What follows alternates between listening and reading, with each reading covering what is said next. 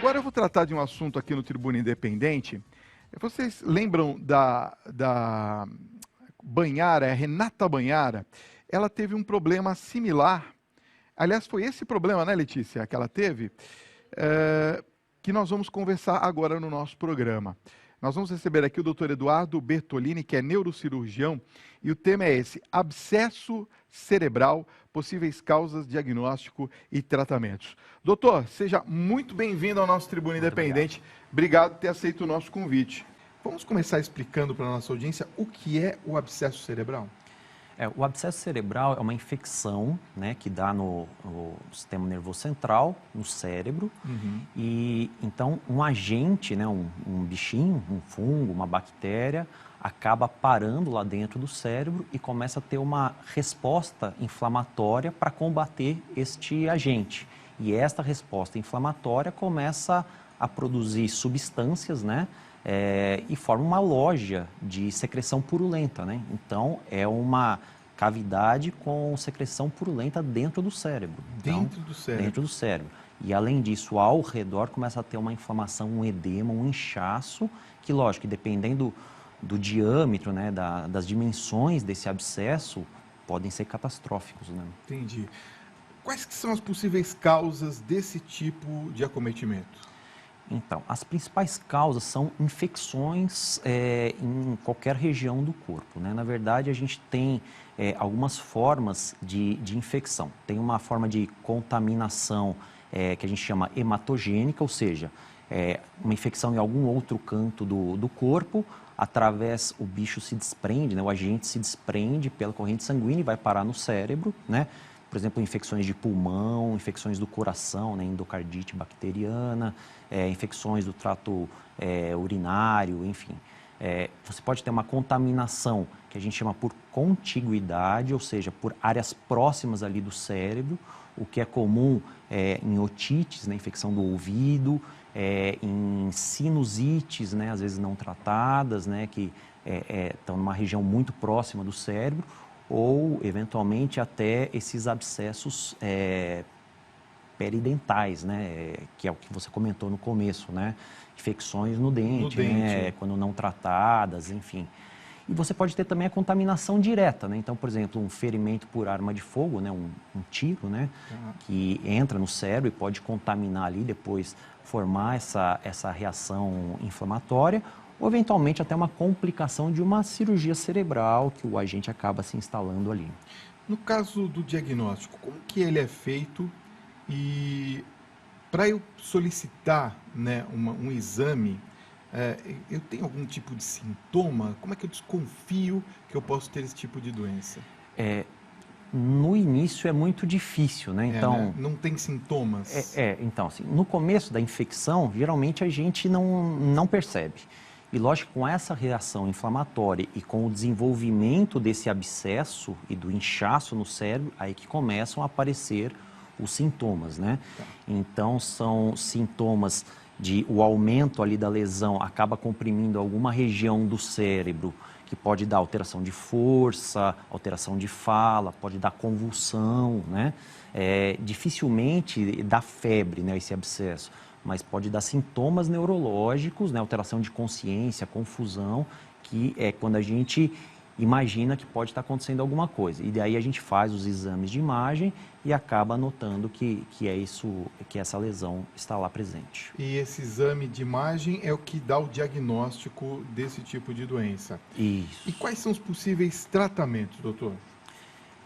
Quando a gente detecta esse abscesso, né, aí depende do tamanho desse abscesso, às vezes ele é cirúrgico, às vezes não. Então, geralmente a gente tem aí de 2,5 a 3 centímetros, até esse tamanho, talvez dê para tratar só com remédio, só com antibiótico, né?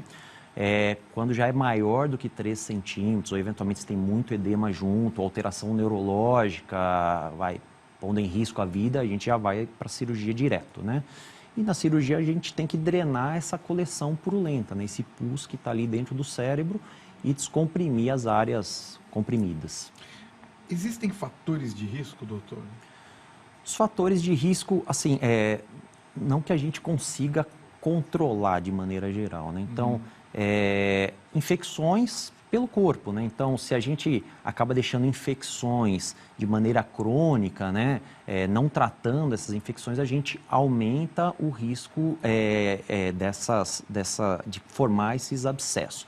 E lógico que algumas condições que a gente tem o processo de defesa inibido, né, como pacientes transplantados, né, que tomam corticoides a longo prazo, ou doenças que levam à diminuição da defesa, né, como HIV, etc. e tal, podem favorecer a gente a ter infecções, inclusive essas disseminações e parar no cérebro dando abscesso cerebral. Idade é um fator ou não? Não, na verdade, sim, a gente tem, nas criancinhas, né, recém-nascidas, às vezes tem algumas malformações cardíacas que podem favorecer a ter o abscesso, né? Mas, no geral, já é pessoas que têm infecção, né? E vamos supor que uma pessoa tenha esse tipo de infecção, não consiga identificar num primeiro momento e não faz o tratamento. O que pode acontecer nesse caso?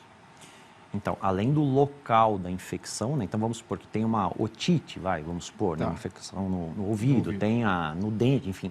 Além daquela região, né? Daquela infecção naquele local se desenvolver, né? Dando os problemas daquela infecção local, no cérebro cada vez vai aumentando mais aquela coleção purulenta, podendo levar até a trazer risco de morte, né? Entendi.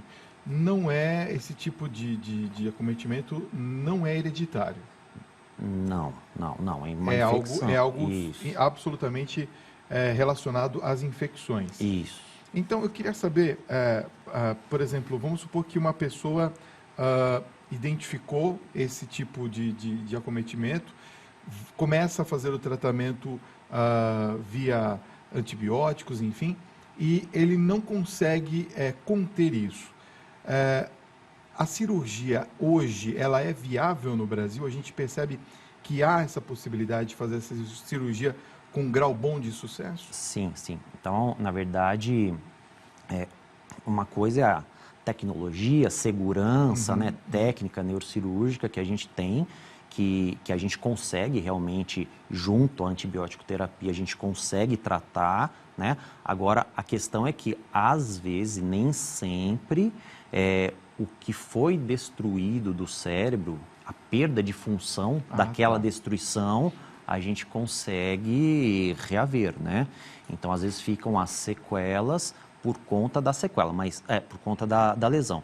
Mas a infecção, né, o abscesso, a gente consegue tratar de maneira muito eficiente em qualquer unidade de hospital aí, privado, público. É muito comum a gente conseguir um tratamento eficaz. É porque eu vi aquela imagem que eu comentei agora há pouco no início da nossa conversa, no centro do cérebro, quer dizer, depende muito da posição também onde ela está localizada, não é, para o tratamento? Sim, então depende da região, né, se é mais profunda ou mais superficial.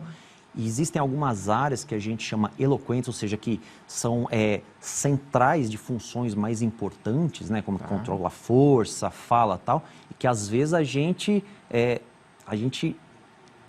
vai, abre mão de um procedimento menos invasivo, através de uma agulha, com alta tecnologia, a gente pode até depois entrar nesse tópico, e consegue drenar todo esse pus, e depois o tratamento com antibiótico terminar, vamos dizer assim. Ou se for uma região mais favorável, né, mais superficial, que não é nessa área eloquente, a gente consegue, uma abertura, limpar por completo essa secreção purulenta, esse abscesso. Entendi. Deixa eu mandar aqui um abraço para a Laides, da cidade de Cruz Alta, Rio Grande do Sul. Um beijo carinhoso, obrigado pela sua mensagem, pela sua participação. Vamos às perguntas dos telespectadores? 11 95033 6870, por favor, envie via WhatsApp a sua pergunta sempre em texto, né, com o seu nome e a localidade de onde você está falando.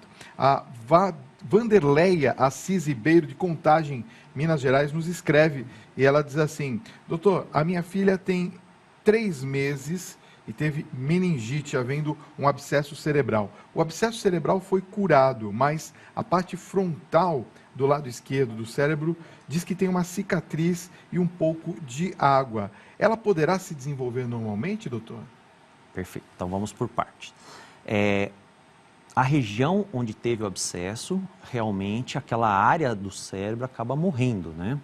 Então fica uma cavidade ali e a gente produz um líquido na cabeça que acaba ocupando aquela região. Entendi. Então, por isso, na dúvida da telespectadora, seria isso. Então, a cavidade ali é preenchida por esse líquido e tanto o abscesso como a meningite são doenças que podem dar algum grau de sequela, né? Então, a gente não tem como saber exatamente como que vai ser, né?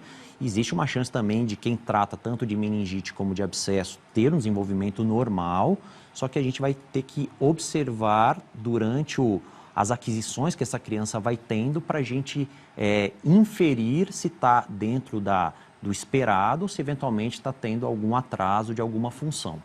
Entendi. Quer dizer, tudo depende de uma... Depende da região, profunda, e da né? evolução. Criancinha, 6 meses, né, que falou, né? 3 meses. 3 meses, desculpa. Então, assim, as criancinhas menores são mais difíceis da gente ir avaliando sequela, né? Ah. Mas elas, por outro lado, têm uma chance de adequação a todas essas agressões maior, né? Então, elas têm o que a gente chama de neuroplasticidade. Então, elas têm uma chance de recuperar a função eventualmente perdida ali. É muito maior do que, por exemplo, no adulto e no idoso. Boa noite, Fábio. Eu sou Vinícius Rocha, de Apuarema, na Bahia. Um abraço carinhoso ao povo baiano, sempre carinhoso aqui com a gente na Rede Vida, no nosso Tribuna Independente. Diz assim, doutor Eduardo, um abscesso cerebral pode levar a um derrame? Não. Na verdade, assim, o abscesso é uma infecção e um derrame é um problema vascular, né? O que eventualmente as duas patologias, né, que são diferentes, elas podem dar alguma sintomatologia em comum, né? Então, uma alteração de força, uma alteração de fala, enfim, e deixar até uma sequela. Então, dificilmente um abscesso mesmo vai dar um derrame, um AVC, que é o... Não leva uma coisa a outra, Não, isso não tem a relação. Não. Maria Elisete de Sobral, no Ceará, pergunta, doutor, meu filho fez uma craniotomia, é isso, né? É isso. Para drenar abscesso cerebral. E o seu olho inchou muito, ainda não abre e já fazem 6 dias essa operação. Ele pode vir a ter sequelas no olho? Acredito que não. Aí a gente precisaria saber qual a região que foi operada, né? Se eventualmente for uma região mais frontal, né? Aqui na região da testa, assim, às vezes a gente tem que abaixar aqui para a gente conseguir acessar essa região. E quando a gente abaixa a pele aqui, às vezes acumula um pouco mais de sangue e incha o olho, né? Então isso é comum, inchar o olho, mas não necessariamente leva à perda de visão, né? Geralmente não. Esse inchaço deve melhorar e não deve se alterar em nada a visão da pessoa, né? Mas precisaria ver o caso certinho, né? Tem que dar uma analisada de perto, né? A Juliana Alston Lima, de Ibitinga, São Paulo, pergunta, olha, doutor, depois da drenagem cirúrgica de abscesso, o paciente pode esquecer todo o passado e deixar de ler e escrever? Sim, pode. Mais uma vez, depende de caso para caso, né? Mas as sequelas, quer seja do sistema de memória, quer seja de fala, de compreensão da fala ou de executar a fala, né? Elas podem ficar com sequelas, sim, né? Agora, precisaria ver exatamente a região para a gente falar com mais precisão se seria mais provável para esse caso disso acontecer, mas pode. Boa noite, Fábio e doutor Eduardo. Meu nome é Orlando, sou do Vale do Ribeira, aqui em São Paulo. No meu caso, eu fiz uma cirurgia cardíaca. Existe a possibilidade de algum tipo de enfermidade no meu coração, ou de, como é que fala, dessa inflamação que se tenha decorrente dessa cirurgia, vir a sofrer esse tipo de enfermidade? Geralmente é quando a gente tem alguma, no caso dele, né? Se tivesse uma infecção dentro do coração chamada endocardite bacteriana. Seria uma infecção que acaba dando dentro do coração, né? Então, se eventualmente ocorrer esta infecção, lógico que pode sair algum bichinho, né, vamos dizer assim, um agente desta infecção de dentro do coração e ir parar no cérebro, né? Só nesse caso. Agora, de ter operado, ter ido tudo bem, dificilmente deva evoluir para um abscesso por conta só de ter operado o coração. Luiz Cláudio Dias de Jesus Amorim, Distância, Sergipe, pergunta: doutor, eu fui diagnosticado há 2 anos com 2 abscessos cerebrais no lobo occipital esquerdo. Fui tratado com antibiótico durante 3 meses e na última ressonância que fiz, ele estava muito pequeno e o médico disse que se tratava de uma cicatriz. Até hoje, tenho alteração visual no olho direito. Isso é normal? Isso é possível. Então, na verdade, as vias da visão, elas vão terminar nesse lobo occipital, né? E a parte do lobo occipital esquerdo faz com que a gente enxergue mais à direita. Então, não deve ser só do olho direito, deve ser uma parte do olho esquerdo mais do campo que vai para o nariz e do olho direito que vai mais para a região lateral. Então, ele tem uma tendência, pode perder, ficar com uma sequela visual à direita, sim. Quer dizer, é possível, é possível, né? Precisa sim. sempre fazer possível. aquela pesquisa que nós precisaria estamos ver falando. o exame, né? Examinar, né, o paciente, mas é possível pelo que ele está descrevendo aí, sim. Bom, tem muitas perguntas chegando, mas claro que nós não temos mais tempo e eu quero agradecer a todas as participações e passar o site do doutor. www.neuroconceito.com.br. Está aparecendo aqui no vídeo.